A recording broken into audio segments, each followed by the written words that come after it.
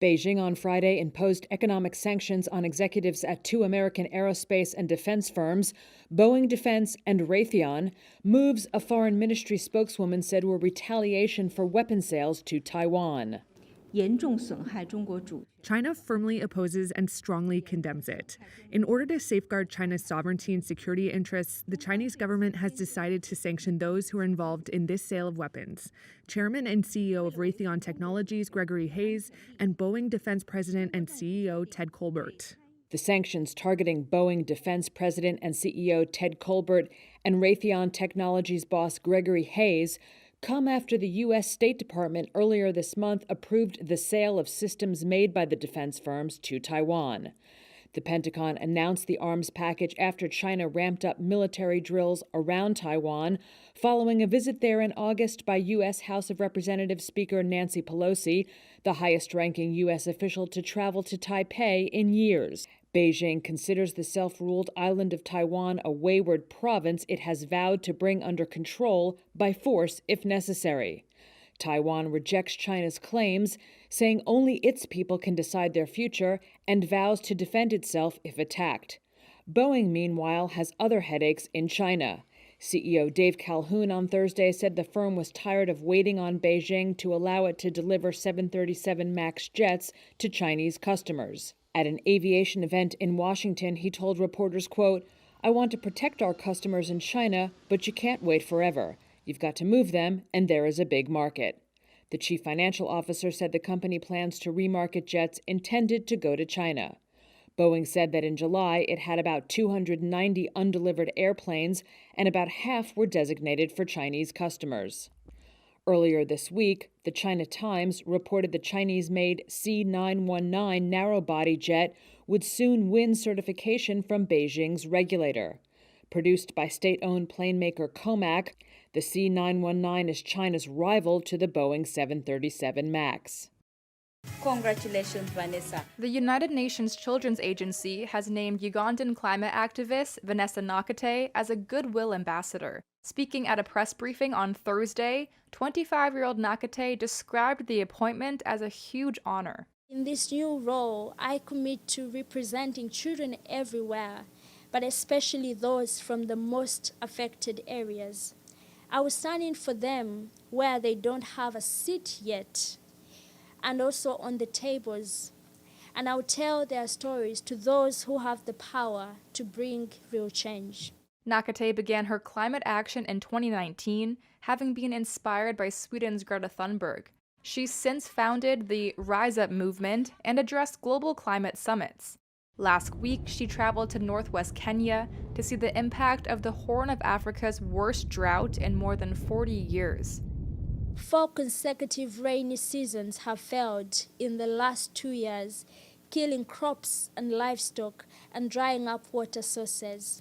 Forecasts suggest that the next rains are likely to fail too. This is the face of the climate crisis. This is what we have been warning about. The ongoing emergency in the Horn of Africa is depriving children of a meal, of safe water, of access to life-saving health services. UNICEF says nearly half of the world's 2.2 billion children live in one of the 33 countries it classifies as at extremely high risk of the impacts of climate change. The top 10 countries are all in Africa. When 2 aircraft full of Latin American migrants landed in the wealthy, liberal Massachusetts enclave of Martha's Vineyard this week, Lisa Bell Castro and her community leapt into action. I can't even express to you how many people have offered help and translating and food and clothing and water, and it is overwhelming. Bell Castro is a volunteer emergency shelter coordinator here. The migrants, many of them asylum seekers from Venezuela, were sent by Florida's Republican governor as part of a campaign aimed at shifting the immigration burden to Democratic areas. Some of the migrants said they were misled into boarding the jets. They're here, they came to work, and every one of them has asked when they're starting their job. They were promised jobs, and they were promised immigration papers. 30-year-old Venezuelan Iliomar Iguero was one of those people who said they were duped about their destination. They treated me very well, thank God. We didn't know we were coming here. We were not aware. We are not a sanctuary state. Florida Governor Ron DeSantis, who is up for re-election in November and seen as a possible presidential contender in 2024, took credit for the two flights that carried around 50 migrants to the island. In recent weeks, Texas and Arizona have sent busloads of migrants to the Democratic-run cities of New York, Chicago, and Washington. White House Press Secretary Karine Jean-Pierre on Thursday said Republican governors were using migrants as political pawns. Meanwhile, locals have rallied to assist the migrants, offering aid however they can. So I'm working with a local dentist. We're donating our time to assess the folks that have the most acute dental problems and get them out of pain so they can move on with their lives. People need help, and if we're in an opportunity to help them, then why not? We initially provided some snacks, some food, some water. We can provide additional food resources if they're needed, and also water. We can provide emotional and spiritual care if that's needed. The state of Massachusetts transported the migrants off the wealthy island as of Friday morning, with Republican Governor Charlie Baker saying the migrants would be housed temporarily at a Cape Cod military base, organized by state emergency officials. The Manhattan eatery Veselka serves up traditional Ukrainian fare like pierogies and borscht. But the dishes are feeding more than just this Lower East Side neighborhood. Small and bigger businesses, men and women like him, that they're doing everything they can to keep supporting Ukrainians back at home. And then he's been supporting World Central Kitchen. Chef Jose Andres is founder of the food relief organization World Central Kitchen. The group has served more than 158 million meals in war-ravaged Ukraine, according to the United Nations. On Friday, U.S. Ambassador to the UN, Linda Thomas-Greenfield, along with Chef Andres, thanked the Veselka restaurant's co-owner Jason Burchard for their contribution. This is a war against aggression. It is a war against Russia's unprovoked attack on a smaller neighbor. And it takes every single person to commit to helping Ukraine fight against this aggression.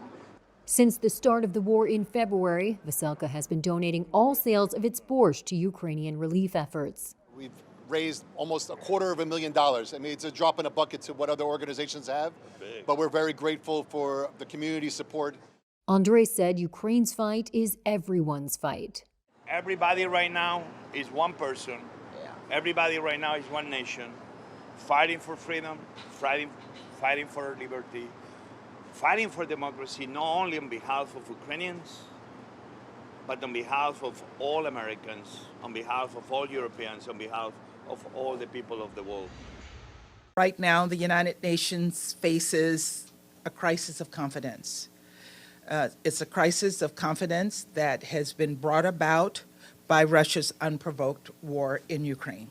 We will be having meetings with the Ukrainians. There are no plans at this time to have meetings with the Russians. They have not indicated that they have an interest in diplomacy. What they're interested in is continuing to raise this unprovoked war on Ukraine, and the Ukrainians are working diligently to defend themselves. China has always spoke strongly about the importance of the sovereignty of nations and the integrity of borders, so I'm not surprised that that the president of China would have made that statement.